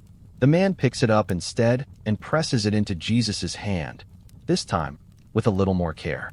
You head back through the streets as the afternoon deepens. Sepphoris is louder now. Children chase each other with garlands of reeds. Women haggle for dye and glass. A Roman soldier leans against a wall, eyes scanning, unmoved. You pass a scroll shop, its shelves lined with parchment and ink pots. Jesus glances inside, briefly, but doesn't stop. A group of young men pass, draped in fine linen, laughing too loudly. Jesus watches them go. You ask, do you ever wish Nazareth was more like this? He considers, then says, Nazareth knows where the well is. You understand. Water isn't the same everywhere. Some places look full, but their roots are thirsty. Historians still wonder, you think, whether Sepphoris influenced Jesus' teachings about wealth, pride, and peace. To walk from Nazareth's quiet into this gleaming, noisy city must have taught him to see not just what people have, but what they carry. Before leaving, you pass a mosaic in progress. Hundreds of tiny tiles being pressed into wet mortar, forming the image of a tree. Jesus kneels, just for a moment, studying the pattern. His eyes track the arc of the branches, the quiet geometry. He doesn't speak, but you know he's memorized it. You walk the road home as the sun lowers behind the hills. Nazareth rises in the distance, low and gentle. Smoke curls from the hearths. A shepherd calls out to his goats. Jesus stops beside the fig tree again, brushes dust from his tunic, then looks back once towards Sepphoris, just once. He doesn't judge it. He simply sees it, and walks home. The village hums with joy today. Something in the air feels lighter, bread smells sweeter, songs rise earlier, and even the goats seem less stubborn. Word has spread quickly. There will be a wedding. You and Jesus walk toward the gathering place, past baskets of fig leaves and pots being scrubbed with mint and ash. Bright fabrics flutter from the windows, borrowed tunics freshly beaten and laid out in the sun. Women carry earthen jars on their shoulders, the water sloshing as they turn corners. Children dart between legs, half-dressed and entirely thrilled. Jesus smiles but stays quiet. He watches the flurry of movement like someone reading a poem he already knows by heart. At the edge of the square, the courtyard is being prepared. Low tables are arranged, cushions fluffed, wine jars line like soldiers in a sun-warmed row. A goat, briefly crowned in wildflowers by the children, wanders through before being gently guided away. Mainstream historical fact. Weddings in first-century Galilee were community events, often lasting several days. Celebrations included music, dancing, abundant food, and drink. Families of the bride and groom contributed what they could, and neighbors helped with preparation.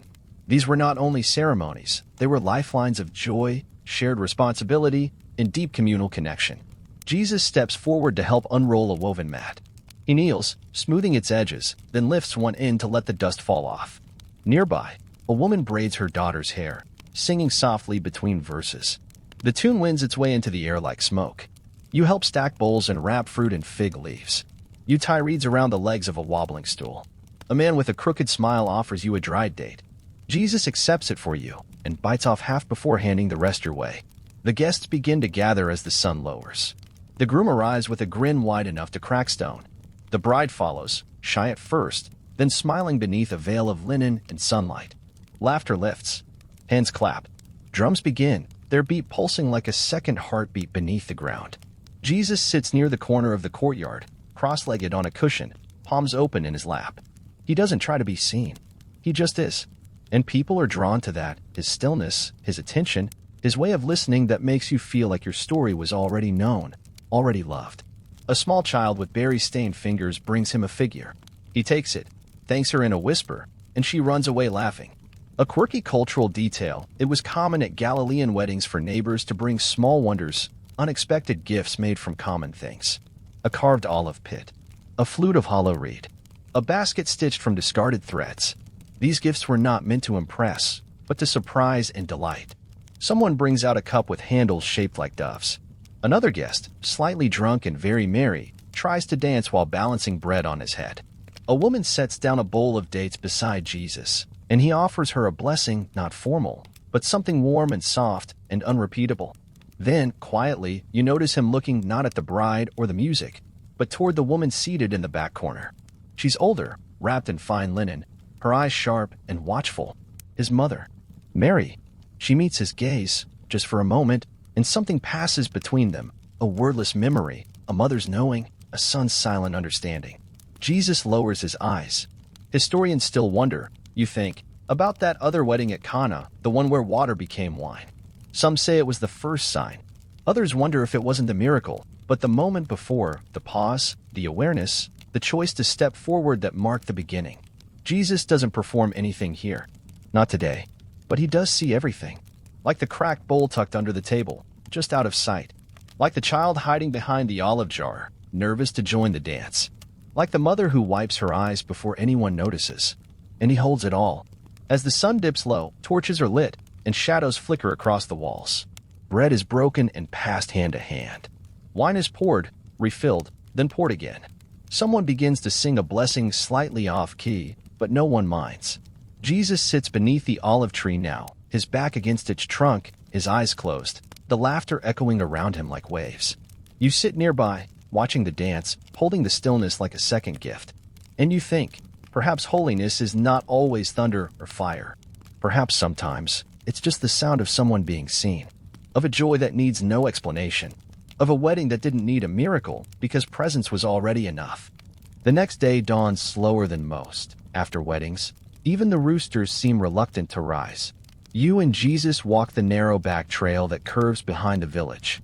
There's no destination today, just a rhythm, a pause, a shared breath. You pass stone terraces planted with herbs, walls patched with moss and hope, fig trees already leaning into the light. The earth smells sweet with dew and crushed leaves. The kind of morning where the world doesn't ask anything of you. It only invites you to notice. At the bend in the trail, a traveler appears. He's older, wrapped in a sun-faded cloak, with dust clinging to his sandals and a linen bag slung over one shoulder. He leans on a stick, not because he's weak, but because the road is long and his steps are careful. His face is lined, but his eyes spark with curiosity. Jesus greets him quietly. The man nods, then sits on a flat stone and opens his bag. Inside, dried figs, salted fish, and something rarer, a map made of stitched parchment. You settle nearby, the breeze tugging gently at the corners of the cloth. I've walked from Damascus, the man says, but I've seen farther in dreams. Jesus leans in. What did you see? The man points to a spot on the map, far south. A city where the roofs shimmer like water. They speak with bells, not voices. I was only there in sleep, but I woke thirsty. Mainstream historical fact. Traders and travelers moved regularly through Galilee, following ancient routes that connected cities and villages. These paths carried not just goods, but stories, blending myth and memory, expanding the worldview of those who rarely left their towns. Jesus studies the map, not with hunger, but wonder. He isn't trying to own the world. He's trying to understand it. Did you eat with them? Jesus asks. The man smiles. Not food, but something else. A story, maybe, or a question. Jesus nods. You sense he understands this kind of nourishment deeply. The man offers him a piece of fish. Jesus tears it gently and hands you half. You eat together beneath the olive trees. No ceremony, just presence. Then Jesus asks the traveler, what do people hope for most, wherever you go? The man considers. Peace, mostly. Even when they say gold, or sons, or figs, they mean peace. A quirky cultural detail. Travelers often carried more than goods. They collected riddles, idioms, and tales. It was common for them to trade a handful of almonds or a carved trinket in exchange for a good story or local proverb. Knowledge moved like dust, quietly and often unseen. Jesus offers the man a small pouch of time. The man tucks it into his bag with reverence. Nazareth smells like this, he says. I'll carry it with me. They speak a while longer, about strange birds in the desert, about a spring that sings when the moon is full, about a woman in Sidon who paints fish onto pottery that has never touched water. You don't know which parts are true, but it doesn't matter. Historians still wonder. You think, how Jesus knew so much of the world without traveling far. Some say he was simply observant. Others believe he listened to every voice like it held scripture. Like every path had a lesson, every stranger a parable. The traveler rises to leave. Jesus helps him adjust his bag. They clasp hands in farewell, not tightly, but with a softness that holds more than words. As the man walks on, he doesn't look back. He knows he was seen. You and Jesus remain by the olive tree. He's quiet, thoughtful, tracing the lines of the map now etched into his memory. You ask him, do you want to go? To the city? To all of it? He smiles. Sometimes, but not to escape, only to understand. The breeze shifts. A bird calls. Somewhere back in the village, someone beats dust from a rug. Life continues. Jesus stands. Let's go home, he says. And as you walk, you feel something surprising. You feel wider. Not because you've gone anywhere, but because you've listened. And now, part of the world walks with you. The rains have stopped, but the land still carries their memory.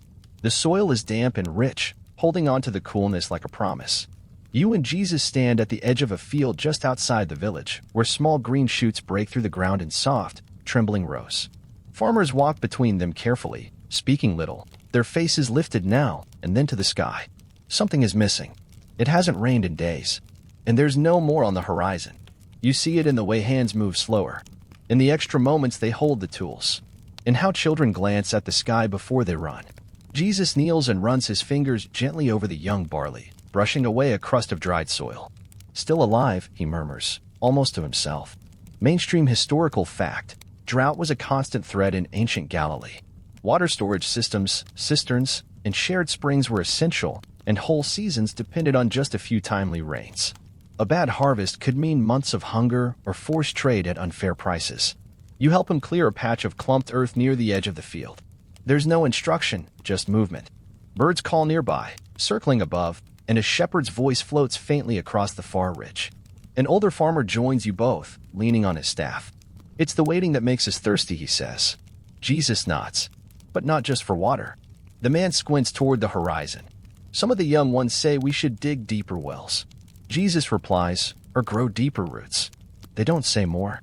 But the farmer stays beside you a while, his silence its own kind of agreement. A quirky cultural detail. When drought came, Galilean villagers sometimes pressed wild mint into the corners of their doorposts, not for rain, but to remember the scent of green. A gesture of defiant hope. A way to keep beauty alive in the waiting. Later, you walk through the village with Jesus, the dry wind stirring dust into lazy swirls. The well is quieter today. Buckets are lowered more slowly. Even the goats are subdued. You pass a woman boiling water for washing, humming softly with her back to the wind. Her youngest tugs on her sleeve. Why hasn't the rain come? The child asks. She hesitates, then says, it's resting. Jesus pauses nearby. He looks at the child, not with answers, but with presence. Then he kneels, touches the earth, and holds up a single stone. Even this, he says, waits. The child stares and nods. Historians still wonder, you think, how Jesus developed his way of speaking to the heart with simple images. Stones, birds, wind, bread. These weren't metaphors, they were companions. Real things, touched daily, turned into truths. You sit with him later near the well. The sky remains clear, no clouds, no hint of moisture. But Jesus doesn't rush. He watches, waits.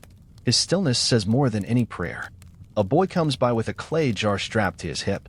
He struggles to lift it from the well's edge. Jesus rises, helps him steady the rope, guides the jar upward with slow, even pulls. The boy beams. My mother says if it doesn't rain, we can go to the spring in Cana. Cana's good, Jesus says. But you still have to carry it back. The boy groans and nods. Jesus tousles his hair and watches him disappear down the alley. You return home as evening comes. The wind picks up, dry and restless, fluttering the corners of cloth canopies and whispering through the gaps in the rooftops. Mary lights the lamp early tonight. Inside, the air is still. You sit on the mat beside Jesus. Neither of you says much. A small bowl of olives rests between you. He rolls one in his palm, thinking. Then, softly, he says, people think peace comes when the sky opens. You glance at him. He finishes, but sometimes it begins when you stop holding your breath. You let the silence grow. The world outside still waits. But inside, something has shifted. The waiting has become a place of its own. Not empty, but full of listening. It begins with silence. Not the peaceful kind, but the kind that hovers, unspoken, uncertain, and edged with concern. You sense it before you see it. A bowl left untouched. A door left closed in the morning. The absence of a voice usually humming in the courtyard. Joseph is ill. When you step inside the house, the air is thick, not with fear, exactly, but with waiting. Mary moves quietly, a cloth tucked into her sash, a jar of cool water beside her. Jesus kneels beside Joseph's mat, pressing a damp rag to his father's brow. His expression is calm, but watchful. Tender, but steady. Joseph's breath is shallow, like someone holding something heavy beneath the surface. You sit in the corner, unsure whether to speak. But Jesus looks up and nods, his way of saying, stay. So you do. Mainstream historical fact. The Gospels mention Joseph during Jesus' early years, but by the time of his public ministry, Joseph is absent, leading most historians to believe he died sometime during Jesus' youth or early adulthood. In a small village like Nazareth, a father's illness wasn't just personal, it was a shift in the household's entire rhythm. Mary dips the cloth again, wrings it with practiced fingers, and lays it across Joseph's wrist. Her face holds no panic, only love and weariness. You can see in her eyes that this is not the first sleepless night. Jesus reaches for a bowl of broth, lifts it to Joseph's lips. A sip, then another. Nothing forced. No one rushes. Outside, the village continues. A goat cries. Someone calls for a missing sandal. A child drops a clay cup, and it cracks on stone. But here, The room feels enclosed, holy in its quiet.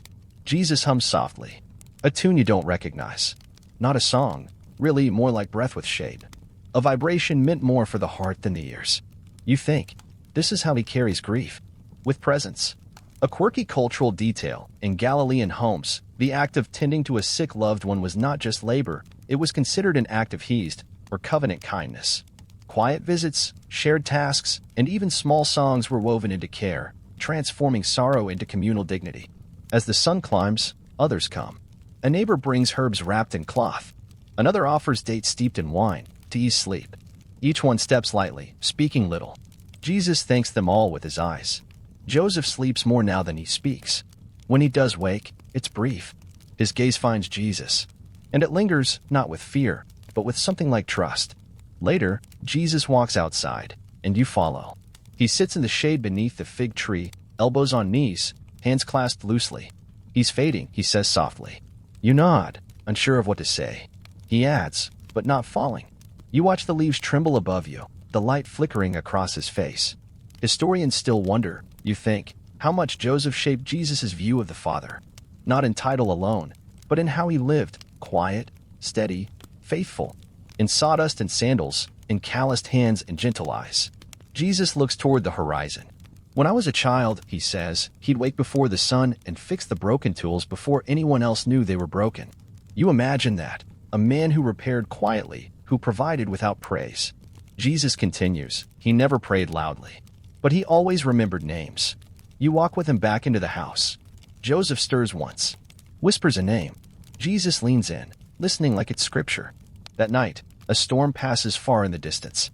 You can hear it rumbling beyond the hills. But here, in Nazareth, only the breeze arrives, soft, insistent, smelling of damp earth. Jesus keeps vigil by Joseph's side. You sit with Mary, sharing bread neither of you tastes.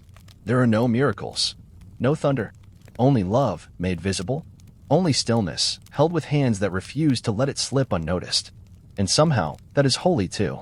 The sun rises slowly the next morning, gentle and gold, as if the sky itself is trying not to wake the house too quickly. Inside, it is quiet. You step into the courtyard, and Mary is already there, seated with a small bundle of linen in her lap. She looks up, her eyes soft but swollen. No tears now, just the stillness that follows. Jesus is by the door, kneeling once more beside Joseph. His father's hands are folded neatly over his chest. The breath that was once so fragile is gone. No one says the word, but you feel it in the air. He has passed. And yet, nothing feels broken. Just slower, more tender. Jesus stands, gently brushing a strand of hair from Joseph's brow. Then he lifts the cloth and begins to wrap him. No haste, only care. Mainstream historical fact. In Jewish tradition, the dead were buried quickly, typically before sundown. The body was washed, anointed with spices if possible, and wrapped in simple linen. Family members prepared the body, sometimes with help from the community, and the burial site was often a family tomb or small rock-cut cave. You help gather what's needed: water, cloth, oil. A neighbor arrives with myrrh and bitter herbs, their scent pungent but grounding. Another brings rope for the mat, speaking in hushed tones. No one gives instructions. They simply move together, like a practice song. Mary doesn't speak, but she hums, low and steady, a sound that feels older than language. Jesus washes Joseph's hands, then his feet. Each movement deliberate, each pause sacred. Outside, a few villagers have gathered, not to mourn loudly, but to stand, to be there, to say with their presence what words cannot. A quirky cultural detail, in small Galilean villages, mourning was both communal and quiet. Professional mourners were rare in poorer regions. Instead, grief was expressed through food brought to the family, shared silence, and the presence of neighbors who helped prepare the burial, not as duty, but devotion. You and Jesus carry the body on a mat toward the edge of the village. The walk is long, but unhurried. At a small hollow carved into the rock, just past the olive grove, Jesus lays Joseph to rest. No one speaks a eulogy. No one needs to. The wind moves through the branches overhead. A single dove coos from somewhere nearby. You sit on the ground afterward, your back against warm stone. Jesus stands beside the entrance, looking out toward Nazareth. You wonder what he sees. He doesn't weep, but his eyes shine not with pain, but something deeper, a kind of fullness. You whisper, "Do you feel him gone?" Jesus answers, I feel him here. Historians still wonder. You reflect how Joseph's absence shaped Jesus' next steps. Some say it was the beginning of his solitude. Others believe it was the moment responsibility passed fully to his shoulders, the household now in his hands. Later, you help prepare a small meal, lentils, flatbread, and dates. Mary eats little. Jesus chews slowly, saying almost nothing. When he does speak, it's only to bless the food. Thank you for the work of his hands, he says softly, and the love he left behind. You realize nothing loud needs to be said about a life well lived. It's all still here, in the tools hanging on the wall, in the sandals worn smooth at the toes, in the quiet way Jesus lifts the cup. That evening, as the sun slips behind the hills, Jesus walks alone through the field behind the house. You follow at a distance, watching his figure pause beneath the same fig tree Joseph once sat under. He places one hand on the trunk and breathes. He stays there for a long time, not asking anything from the earth or the sky, just being, letting the silence settle, like dust on wood, like love without noise, like grief that doesn't leave, but teaches you how to walk beside it. The days that follow unfold gently, like linen drying in a quiet wind. The household is quieter now, yes, but not empty. There is still bread to bake, sandals to mend, water to carry, and morning light to catch on the rim of clay bowls. Life, after loss, does not stop. It softens. Jesus returns to the workshop slowly, not on the first day, or even the second, but one morning as the light breaks across the floor, you find him standing at the doorway, palm resting on the frame his father built. He steps inside. You follow. The scent of sawdust, oil, and warm stone greets you like an old friend. Tools hang neatly where Joseph left them.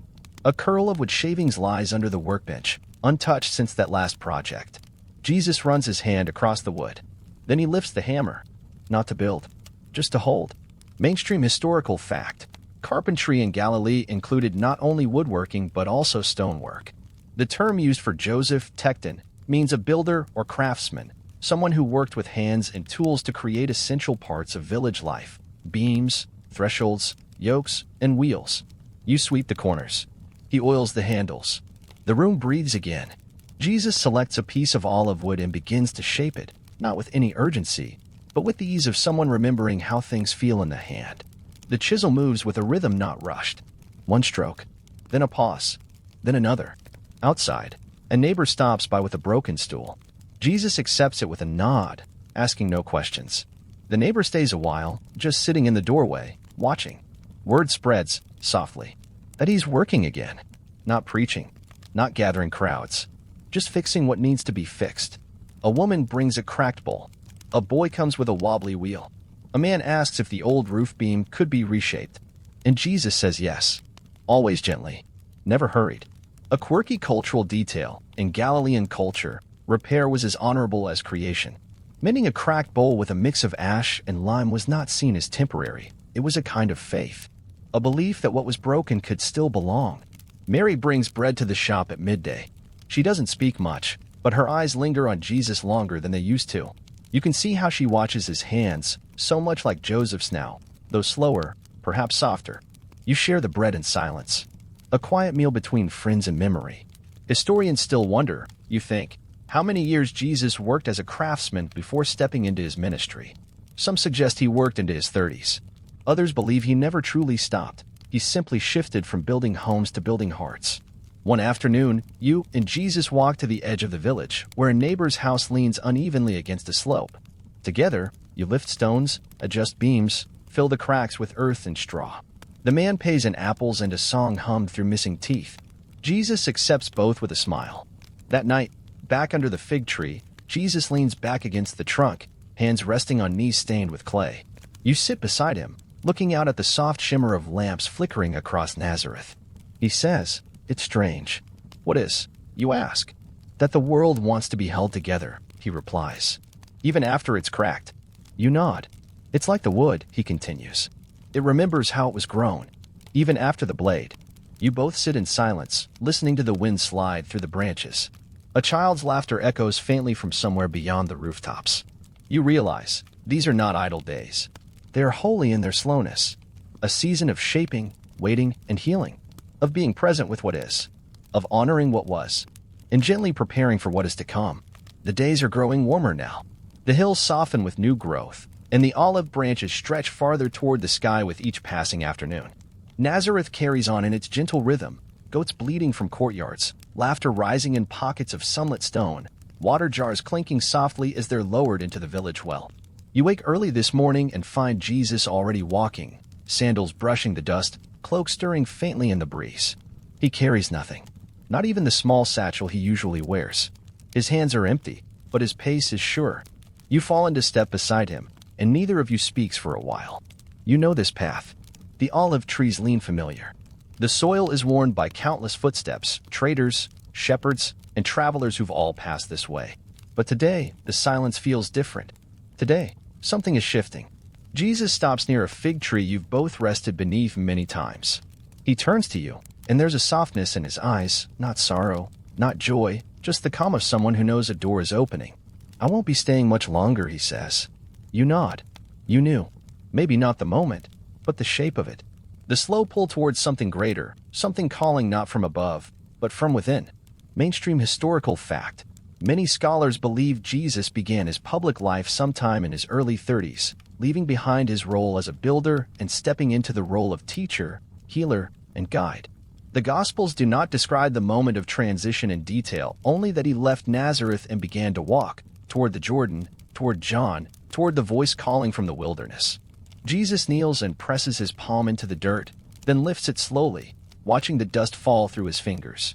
"I've repaired many things," he says, "but some things are not meant to be patched. They're meant to be made new." You sit beside him. The wind moves through the grasses. You ask quietly, "Will you return?" He looks out toward the horizon, then back at you. "Not as you know me, but I'll never be far." You understand. This village has shaped him. Its dust is on his feet. Its people in his heart. The cracked beams, the weeping fig, the bowl that still holds water despite its chip, all of it has prepared him. And now he must go. A quirky cultural detail. Before leaving on a journey, Galilean families often packed a pouch of dried figs, pressed bread, and olive oil for the road. They would kiss the doorway as they passed through, whispering blessings under their breath, not only for safety, but for wisdom to return home changed. Jesus stands and begins to walk again. You follow, this time toward the well, where a few neighbors greet him with quiet smiles. One of them presses a small loaf into his hands. Another tucks a dried flower into the fold of his cloak. No fanfare, no trumpet, just small acts of goodbye. Historians still wonder, you reflect, how much of Nazareth Jesus carried with him. Some say he left it behind. Others believe he carried its silence, its patience, its tenderness in every story he told. As the sun reaches its peak, Jesus returns home one final time. Mary is there, seated by the window. She does not ask where he's going. She only says, "Come eat first." And so he does. Bread, olives, a bit of lentil stew, a meal like any other, a meal like every beginning. Later, he rises, gathers his cloak, and walks to the doorway. He places his hand on the frame, just as Joseph did every morning, and pauses. He turns to you. "Come with me," he says. And so you do, because this was never just a story about a village. It was a story about love shaped into hands, about quiet that teaches louder than thunder, about how holiness walks beside you in sandals, carrying bread, and how, sometimes, the world is changed by someone who learned to listen. The hills fall behind you now, soft and golden in the evening light. The sky stretches wide and quiet, brushed with pinks and silvers, like linen laid out to rest. Your feet are tired, but it's the good kind, the kind that comes from walking roads that mattered, from standing beside someone who taught you how to see. You close your eyes for a moment and listen to the rustle of distant olive leaves, to the memory of hammer strokes in a quiet shop, to the sound of bread breaking on a wooden table. Let it all soften. Let it all settle. Jesus walks ahead now, not far, just enough for you to see the path. He does not hurry. He never did. The road before him winds gently through the hills, disappearing just over the next rise. But his presence lingers like warmth in sun-baked stone. You carry with you the scent of fig leaves, the sound of laughter at weddings, the hush of hands tending the sick. You carry the lessons not written in scrolls, but carved in silence, in kindness, in dust. And as your breathing slows, as the world outside fades into shadows and starlight, let this truth wrap around you like a woven cloak. You are not alone. You never were. And in the stillness of night, Beneath the ancient sky, you walk with peace. You walk with him,